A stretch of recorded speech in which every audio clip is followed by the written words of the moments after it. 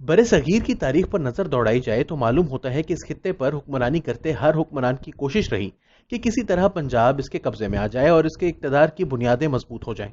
इसी जुस्तजू में मरकज से हुक्मरानी करने वालों ने कभी तो अपना मरकज ही पंजाब मुंतकिल करने की ठानी, या फिर कम अज कम अपने इंतजामी, फौजी और सियासी तौर पर मजबूत शख्स को इसका सरबराह तैनात किया। बरे-सगीर का बंटवारा हो गया, जो दरअसल बंगाल और पंजाब का बंटवारा था। सियासी हकीकतें बदल गईं, लेकिन पाकिस्तान की निजामत और सियासत में पंजाब की अहमियत में रत्ती भर फर्क ना पड़ा। पंजाब ने फौजी हुक्मरानी में तगड़े गवर्नर्स और एडमिनिस्ट्रेटर्स देखे, साथ ही तगड़े वजीर आला भी। जमहूरी हुकूमतों का जोर भी पंजाब पर रहा कि भुट्टो साहब की सियासत हो या मोहतरमा बेनजीर की, लाहौर ने ही इन्हें इक्तदार के मुंह जोर घोड़े पर विराजमान कराने की करिश्मा साजी में मदद दी। फिर नून लीग रही तो यही पंजाब था जिसने 2008 के बाद शहबाज शरीफ की कारकर्दगी देखकर अगले इंतखाबात में वफाक में भी हुकूमत नून लीग को मिलने में किरदार अदा किया। लेकिन फिर तहरीक इंसाफ आ गई। पहले तो पंजाब से क्लीन बोल्ड होते रहने वाली पार्टी ने पंजाब के ही जादूगर जहांगीर तरीन की मानी तो तहरीक इंसाफ का जादू वफाकी ताकत के ऐवानों के सर चढ़ा और अभी तक बोल रहा है। लेकिन सियासी रिवायत में एक बदमजा सी हरकत उस्मान बुज़दार की बतौर वजीर आला तैनाती से सियासत में पंजाब की अहमियत की ठीक ठाक बेकदरी कर दी गई। जिस दिन बुज़दार ने हलफ लिया, तहरीक इंसाफ के इशारों पर चलने वाले मीडिया ने इस अमल को इनकलाब फ्रांस के मुशाबे करार दिया। तारीख अमेरिका से इसे जैक्सोनियन डेमोक्रेसी से मुतशाबे करार दिया। इसी लंबी लंबी खबरें लाने वाले मीडिया के एक मखसूस हिस्से ने यहां तक कह दिया कि खातून अव्वल के इस्तिखारे ने बुज़दार को इमरान खान का लकी चार्म करार दिया है और वजीर आजम को बताया गया है कि अगर ये न रहे तो आप भी जाएंगे। ताहम जल्द ही ये बुखार उतरा और ये बात दुरुस्त है कि मीडिया समेत अपोजिशन और ताकत के असल मराकज जब भी इमरान खान पर दबाव डालना चाहते हैं वो उस्मान बुज़दार पर चढ़ दौड़ते हैं।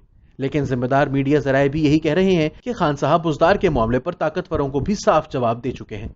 लेकिन क्या करें कि उस्मान बुज़दार साहब इतना वक्त और कप्तान का इतना एतमाद मिलने के बावजूद अपनी परफॉर्मेंस में जरा सा भी फर्क लाने से कासिर हैं। हत्ता कि अपनी परफॉर्मेंस से मुतालिक मीडिया इमेजिंग और सियासी बयानियां बदलने में भी नाकाम रहे हैं।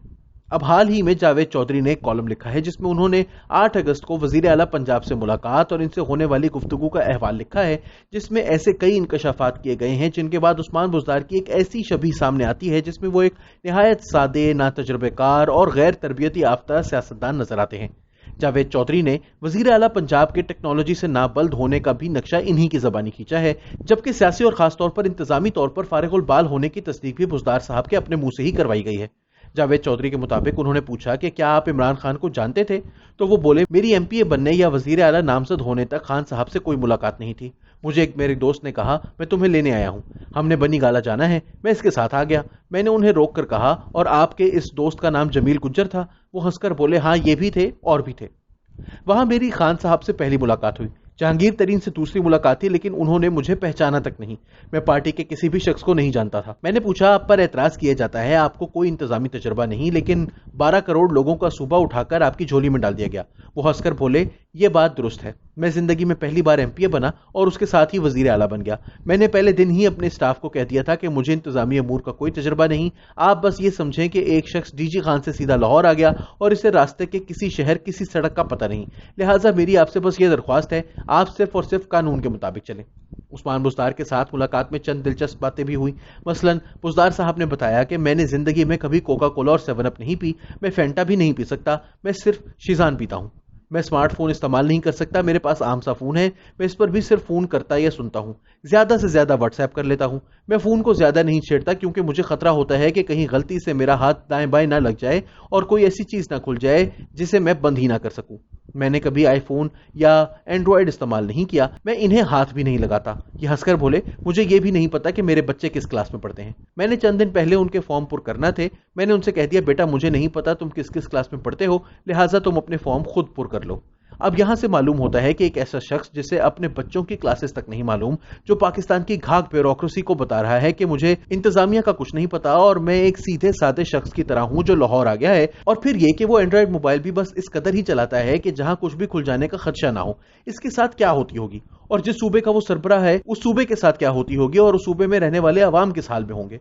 गो के जियो न्यूज के प्रोग्राम में तो वजीर आला के दावे कुछ और रहे, लेकिन अब क्या करें, इस गुफ्तगू का हाल जो जावेद चौधरी ने बयान किया है इसकी तरदीद भी किसी ने नहीं की। कोई एक इंटरव्यू और इसमें किए गए वजीर आला के दावे तो झूठे होंगे, लेकिन बस अहवाल में मामलात को जानने के लिए नाजरीन कौन सारा बासी की वो खबर याद दिलाते जाएं जिस पे उन्होंने बताया कि जब शुगर कमीशन उस्मान बुज़दार से चीनी सब्सिडी देने वाले इजलास से मुतालिक पूछा तो उन्होंने कहा कि मुझे ऐसा कोई इजलास याद नहीं पड़ता। याद रहे कि इस दस्तावेज पर वजीर आला के दस्तखत मीटिंग मिनट्स के साथ होते हैं। और हाँ, वजीर आला ने सहाफी और डॉन के रेजिडेंट एडिटर फहाद हुसैन को खबर पर नोटिस भेज रखा है कि जिसमें उन्होंने दावा किया था कि उस्मान बुज़दार ने अपने अफसर से कोरोना के बारे में दरियाफ्त किया था कि ये कोरोना काटता कैसे है।